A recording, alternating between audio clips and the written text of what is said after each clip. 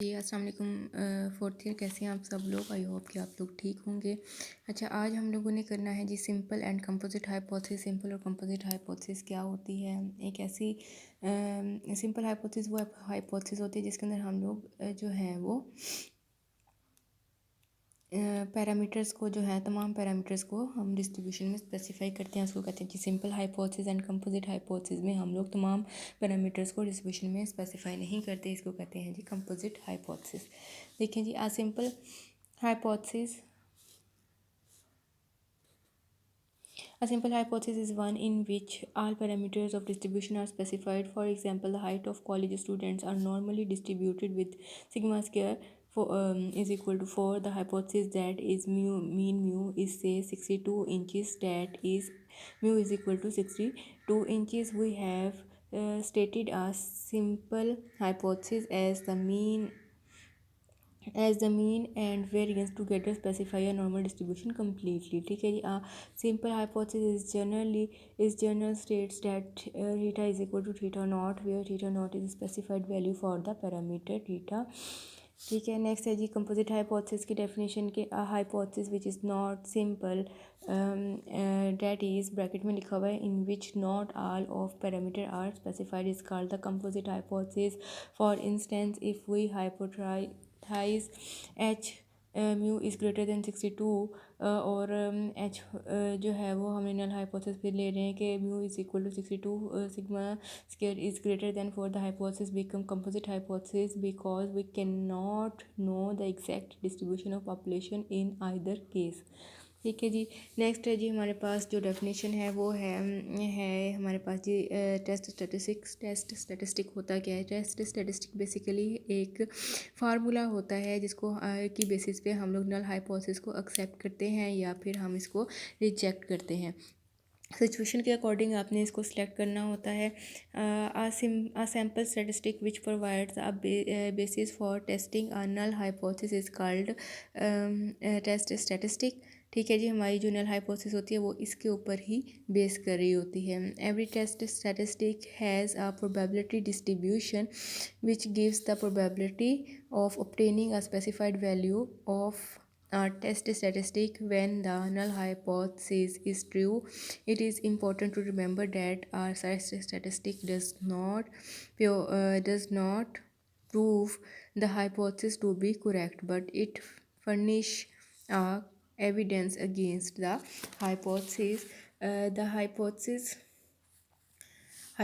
the sampling distribution of the most commonly used test statistics are normal, t, chi square and f. इसके अंदर हम z test use करते हैं, t use करते हैं, f and chi square भी हम इसके अंदर जो है वो यूज़ करते हैं. ठीक है जी। अच्छा, नेक्स्ट जो है वो हमारे पास डेफिनेशंस हैं दो, एग्जैक्ट हाइपोथेसिस और इन एग्जैक्ट हाइपोथेसिस के. इन एग्जैक्ट हाइपोथेसिस क्या होती है कि ऐसी हाइपोथेसिस होती है जिसके अंदर हम लोग एक सिंगल वैल्यू जो है वो पैरामीटर के लिए जो है वो सिलेक्ट करते हैं और इन एग्जैक्ट में हम लोग जो है वो रेंज ऑफ वैल्यूज़ या फिर एक या एक से ज़्यादा वैल्यूज़ जो है हम पैरामीटर के लिए करते हैं, सिलेक्ट करते हैं. अब ये भी देख लें क्या hypothesis set to be exact if it select a unique value for a parameter. And inexact hypothesis क्या होती है.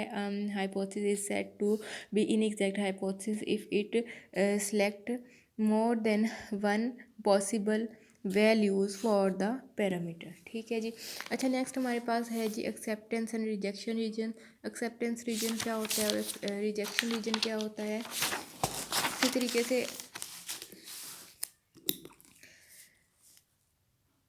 एक्सेप्टेंस रीजन के लिए मैं एक नॉर्मल जो है कर्व वो बनाऊंगी. ठीक है, इससे आपको बताती हूँ.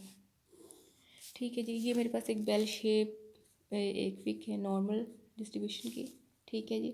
For example at the level of मैं कहती हूँ जी 5% लेवल ऑफ सिग्निफिकेंस. ठीक है जी, जो मेरे पास वैल्यू होती है वो 1.96 होती है. ठीक.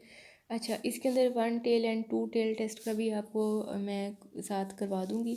अच्छा, अब इसके अंदर जो है वो आपको पता है ये मेरे पास यहाँ पे area minus infinity to infinity तक होता है, ठीक है जी। और ये टोटल एरिया यहाँ से लेके यहाँ तक जो है वो मेरे पास 1 होता है, ठीक। अच्छा, अब ये है जी मेरे पास table value 1.96, 1.96 that is minus sign and there is 1.96। हम इस टेल पे भी ले लेंगे एक पॉजिटिव और एक नेगेटिव साइड पे, ठीक है जी। अब ये जो है मेरे पास जो शेडिड एरिया है डैट इज़ रिजेक्शन रीजन, ठीक है जी। ये मेरे पास क्या है, रिजेक्शन रीजन, ठीक। और ये मेरे पास है जी एक्सेप्टेंस रीजन, ठीक है जी। डैट इज़ एक्सेप्टेंस रीजन -1.96 से लेके 1.96 के दरमियान में ये जितना भी एरिया है ये सारे का सारा मेरा क्या है, एक्सेप्टेंस रीजन है, ठीक है जी।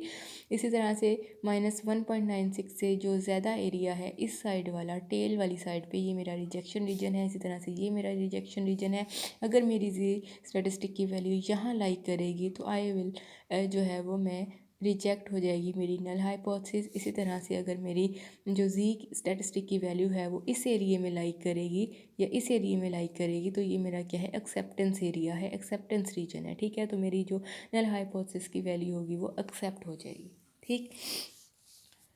अच्छा, इसी तरह से one tail and two tail test में भी हमारे पास जो है वो आपके पास एक ये फिगर है, ठीक है जी।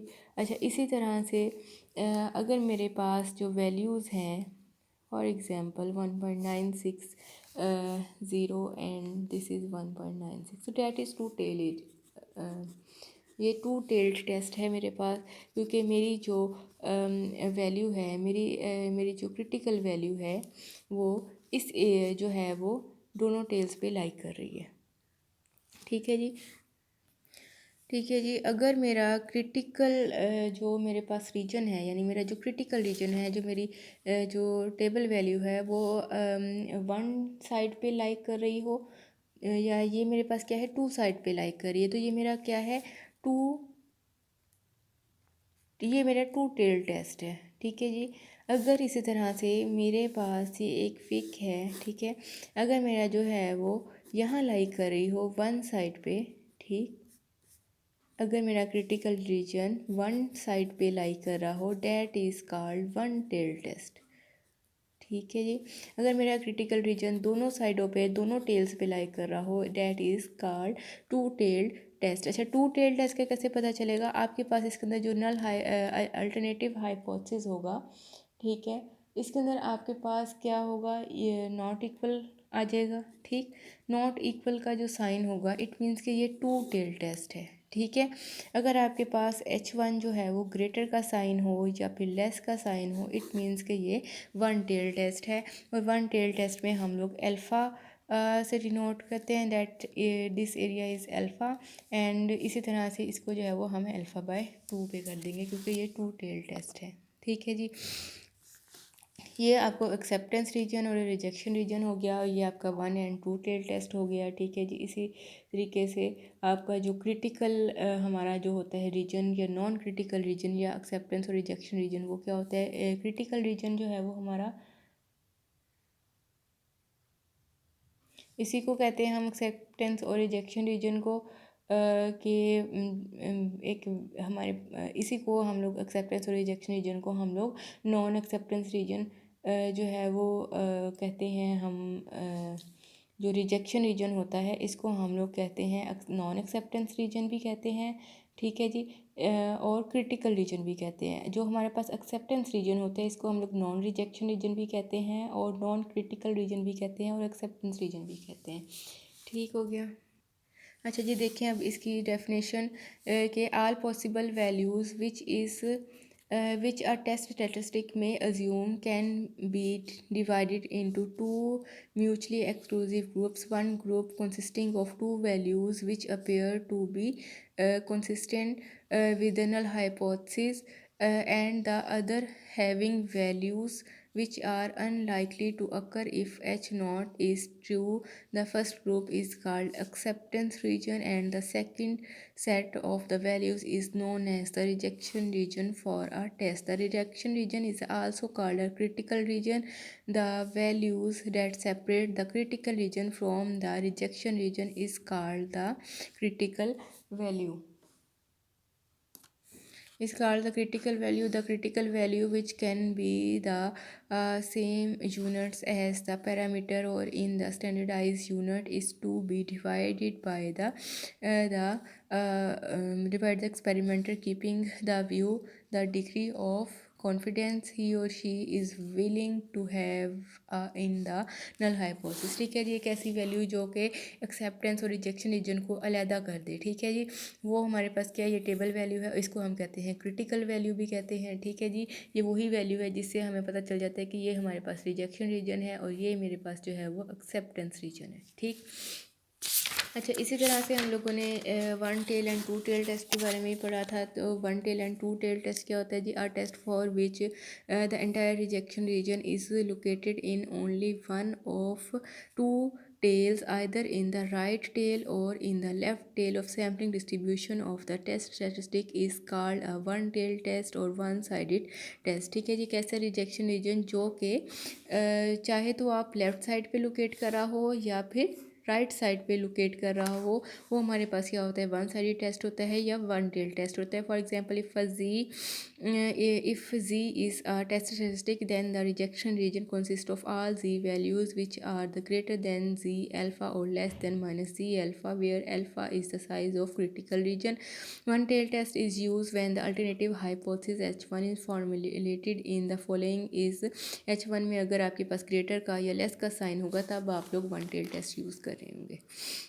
इसी तरीके से if on the other hand the rejection region is divided equally between the two tails of the sampling distribution, अगर आपके पास जो रिजेक्शन रीजन है या जो क्रिटिकल रीजन है वो दोनों टेल्स पर लाई कर रहा हो तो उसको हम क्या कहते हैं, two tail of statistic is known as the refer to two tail test और टू साइडेड टेस्ट कहते हैं। In this case alternative hypothesis जो होता है वो हमारे पास नॉट इक्वल का साइन जब आए तो इट मीन्स कि ये आपके पास टू टेल्स टेस्ट है और इसका जो एरिया होगा वो आपके पास अल्फ़ा बाय 2 होगा। ठीक है जी, ये एरिया आपके पास अल्फ़ा बाय 2 है। इसी तरीके से जो हमारे पास वन साइडेड टेस्ट था वहाँ पे जो एरिया था वो अल्फ़ा था। ठीक है,